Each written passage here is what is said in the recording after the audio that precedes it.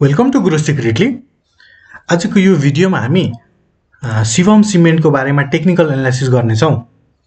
Okay, so लागौँ हाम्रो चार्टतिर। फर्स्टमा चाहिँ म नेप्सेको बारेमा थोरै अपडेट दिन्छु र त्यसपछि हामी शिवमको बारेमा कुरा गर्छौँ है त। Okay, so NEPSE. Okay, so यो लेभल्सहरूको बारेमा कुरा गर्नु पर्दाखेरि अगाडिको भिडियोहरूमा अलरेडी नै म कुरा गर्दै आएको छु। इफ हजुरहरूले त्यो भिडियो हेर्नु भएको छैन भने प्लिज च्यानलमा गएर यहाँ चेकआउट गर्न सक्नुहुन्छ। लास्ट टाइम जोशीको भिडियो अपलोड गर्दाखेरि मैले यहाँ नेप्सीको कुरा गरेको थिएँ। सो माथि म आई बटनमा पनि भिडियोको लिङ्क हालिदिन्छु र तल डिस्क्रिप्सनमा पनि। सो त्यहाँ गएर हजुरहरूले चेकआउट गर्न सक्नुहुन्छ। ओके, सो लागौँ हाम्रो चार्टतिर। ओके, सो यो थोरै यसलाई हटाइदिउँ। ओके, सो अब हामी चैत्र 19 गतिको क्लोजिङ प्राइस हेर्ने हो भने 2676 रहेको छ नेप्सेको। सो मैले हिजो पनि भनेको थिएँ थोरै चाहिँ पुल ब्याक लियो भने चाहिँ एकदम राम्रो हुन्छ, किनकि हेर्नु है ठ्याक्कै यो ट्रेन्ड लाइन र होरिजेन्टल लाइनको जुन रेसिस्टेन्ट लेभल थियो त्यसलाई चाहिँ क्रस गरिसकेको छ र त्यो दिन चाहिँ सस्टेन क्लोजिङ पनि दिएको छ र थोरै फेरि त्यो यो लेभललाई रिटेस्ट गरेर माथि जान थाल्यो भने चाहिँ फ्रेस इन्ट्री बनाउनलाई चाहिँ एकदम राम्रो सिनारियो बन्छ भनेर अगाडिको भिडियोमा मैले अलरेडी नै कुरा गरिसकेँ। सो ठ्याक्कै त्यही नै भएको छ है। सो थोरै रिटेस्ट भएको छ, थोरै करेक्सन भएको छ होइन, र यो लेभल चाहिँ रिटेस्ट पनि भएको छ। अब भोलिको दिन चाहिँ एकदम इम्पोर्टेन्ट हुन्छ है, ध्यान दिएर सुन्नुलाई। भोलिको दिन किन इम्पोर्टेन्ट हुन्छ भन्दाखेरि इफ भोलिको दिन नेगेटिभ भयो भने फेरि यो हाम्रो यो लो चाहिँ फेरि क्रस गर्ने चान्सेस हुन्छ। भोलि चाहिँ नेगेटिभ हुनु भएन क्या है। भोलि एटलिस्ट हाम्रो पोजिटिभ सिनारियोमा मार्केट क्लोज हुनु पर्यो, अथवा आजको क्लोजिङभन्दा भोलिको क्लोजिङ चाहिँ माथि नै हुनु पर्यो क्या है। सो एटलिस्ट माथितिर अब भोलि गयो पोजिटिभ सेन्टिमेन्ट्स देखियो भने चाहिँ फर्दर माथि जाने चान्सेस प्रोबेबिलिटी चाहिँ एकदम बढेर जान्छ क्या। सो त्यो हेर्नुपर्ने हुन्छ। अहिलेको लागि चाहिँ ठ्याक्कै यो लेभल चाहिँ क्रस गर्नु एकदम इम्पोर्टेन्ट हुन्छ है। सो यो लेभल क्रस गऱ्यो भने चाहिँ फेरि 2800 लेभल आइ नै हाल्छ। सो नेप्सीमा यही नै हो, यति नै देखिरहेको छु मैले चाहिँ। ओके, सो लागौँ हाम्रो main topic Shivam cement. Okay, so Shivam सिमेन्टको क्लोजिङ प्राइस होइन कहिलेको भन्दाखेरि त्यही चैत्र 19 गतिको होइन 533 रुपियाँ रहेको छ। ओके, सो अब हामी लेभल्सहरूको कुरा गर्नु पर्दाखेरि यसो हेर्दाखेरि के लाग्छ तपाईँलाई होइन? मलाई चाहिँ के लाग्छ भन्दाखेरि यो साइडवेजमा छ। किन साइडवेजमा छ भन्दाखेरि म दुईवटा लेभल मार्क गर्छु है त। एउटा लेभल यो भयो र अर्को लेभल ओके, सो यही नै मार्क गर्दा नि भयो है।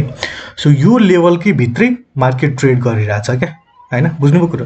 साइडवेज मार्केट कसलाई भन्छ भन्दाखेरि एउटै रेन्जमा चाहिँ अप एन्ड डाउन हुनु, कुनै पनि डाइरेक्सनल मुभमेन्ट चाहिँ हुँदैन क्या। That is called sideways market. So अब यहाँबाट पनि क्लियर छ होइन, ठ्याक्कै माथि गयो होइन, यो प्राइसमा गयो भने कति 600 को लेभल गयो, फेरि तल आयो, कति आयो 500 को लेभल, भनेपछि 500 देखि 600 को बिचमा अहिले ट्रेड भइरहेको छ। यो भनेको साइडवेज मार्केट हो, डाइरेक्सन लिइसकेका छैन है। सो जेनरली चाहिँ साइडवेज मार्केटलाई चाहिँ एभोइड गर्नु नै बेस्ट हुन्छ, किनभने कुन डाइरेक्सनमा जान्छ, माथि पनि जान सक्छ, तल पनि जान सक्छ, हामीले थाहा हुँदैन, हामीले क्लियर हुँदैन क्या है। सो एउटा ब्रेकआउट दिइसकेपछि चाहिँ ट्रेडमा इन्ट्री गर्नु चाहिँ एकदम राम्रो मानिन्छ। सो त्यो कुराहरू चाहिँ त्यो कुराहरू चाहिँ हजुरहरूले विचार गर्नुपर्ने हुन्छ। इफ बाइङको सोच हजुरहरूले बनाउँदै हुनुहुन्छ भने के टाइम ब्रेकआउटको लागि वेट गर्नुपर्ने देखिन्छ है।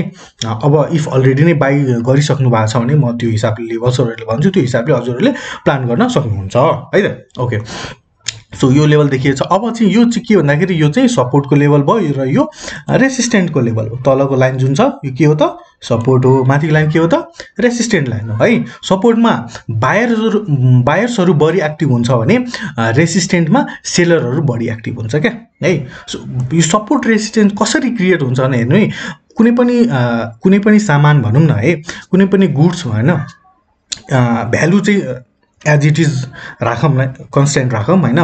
त्यो सामानको प्राइस चाहिँ कम भयो भने चाहिँ होइन भ्यालुएबल छ अरे फर इक्जाम्पल होइन, त्यो प्राइसको त्यो सामानको प्राइस चाहिँ कम भयो भने त्यहाँ चाहिँ किन्ने मान्छेहरू बढी हुन्छ होइन। प्र्याक्टिकली पनि सोच्दाखेरि हो, ठ्याक्कै यो सेयरमा पनि त्यही हो क्या। इफ शिवम सिमेन्ट राम्रो छ, यसको फन्डामेन्टल राम्रो छ होइन भनेपछि प्राइस कम भयो भने त किन्ने मान्छेहरू बढी हुन्छ नि त, सस्तो भयो नि त मान्छेहरूलाई होइन। सो त्यो हिसाबले गर्दाखेरि डिमान्ड र सप्लाईको कारणले नै यो सपोर्ट एन्ड रेसिस्टेन्ट क्रिएट हुन्छ क्या होइन। महँगो भयो भने चाहिँ मान्छेहरू बेच्नु खोज्छ होइन, निस्किन खोज्छ होइन। त्यो हो कुरो, महँगोमा मान्छे धेरै किन्न खोज्दैन होइन, त्यो पोइन्ट्सहरू हो क्या है। ओके एनिवे अब चाहिँ के बुझ्नु पर्यो भन्दाखेरि इफ यो तलको सपोर्ट लाइनलाई ब्रेक भोलिका दिनमा गएर ब्रेक डाउन दियो भने होइन, ब्रेक गरेर तल जान खोज्यो भने फर्दर तल जाने प्रोबेबिलिटी हुन्छ र होइन भनेपछि ठ्याक्कै अब साइडवेज मार्केट कुन डाइरेक्सन जान्छ थाहा हुँदैन होइन, हामीले कुर्नु नै पर्ने हुन्छ क्या। अब फर इक्जाम्पल भोलिको दिनमा गएर माथि गएर इफ यो माथिको रेसिस्टेन्ट लेभललाई ब्रेक आउट दिएर माथि जान खोज्यो भने चाहिँ फर्दर माथि जाने प्रोबेबिलिटी चाहिँ हुन्छ। सो अहिले चाहिँ यही लेभल्सहरू देखियो होइन। अब हेर्नु है, अब तल जान खोज्यो भने कहाँसम्म जान्छ भन्दाखेरि फर्स्टमा चाहिँ अब अर्को सपोर्टहरू खोज्दै जान्छ क्या। त कहाँ छ सपोर्ट भन्दाखेरि यो लाइनमा सपोर्ट छ एउटा होइन, त्यसपछि यो लाइनमा सपोर्ट छ है। सो यो जोनहरू चाहिँ आउँदै जान्छ क्या। यो भनेको कति भन्दा 530-32 को लेभल भयो, त्यसपछि 370 को लेभल भयो, सरी 430 है, 430-32 5 छैन। ओके सो यो लेभल भयो, अर्को भनेको यो 370 को लेभल भयो। सो यो लेभल्सहरू आउँछ क्या है। सो अब अर्को पोइन्टको हिसाबले पनि हेर्दाखेरि यो सर्ट टर्म ट्रेन्ड चाहिँ यसको पोजिटिभ नै देखिन्छ है, किनभने ठ्याक्कै यो ट्रेन्ड लाइन पाउने म यसलाई रेड हाइलाइट गर्छु ताकि बुझ्नलाई सजिलो होस् होइन। ठुलो टाइम फ्रेममा हामीले हेऱ्यौँ भने ओके विकली एकपल्ट हेऱ्यौँ भने अहिले अझ क्लियर देखिन्छ है। ओके सो यो ट्रेन्ड चाहिँ के छ भन्दाखेरि सर्ट टर्म ट्रेन्ड चाहिँ पोजिटिभ नै छ, तर अर्को पोइन्ट के पनि भन्दाखेरि यो साइडवेज मार्केट केही भनौँ न धेरै दिनदेखि, कति दिनदेखि भन्दाखेरि अब यसो क्यालकुलेट गर्दाखेरि चाहिँ 189 डेजदेखि चाहिँ होइन के छ त साइडवेजमा छ क्या। भनेपछि निकै लामो समयदेखि मार्केट साइडवेजमै छ क्या। मार्केट भन्दा शिवमको है, त्यो बुझ्नु पर्यो हजुरले।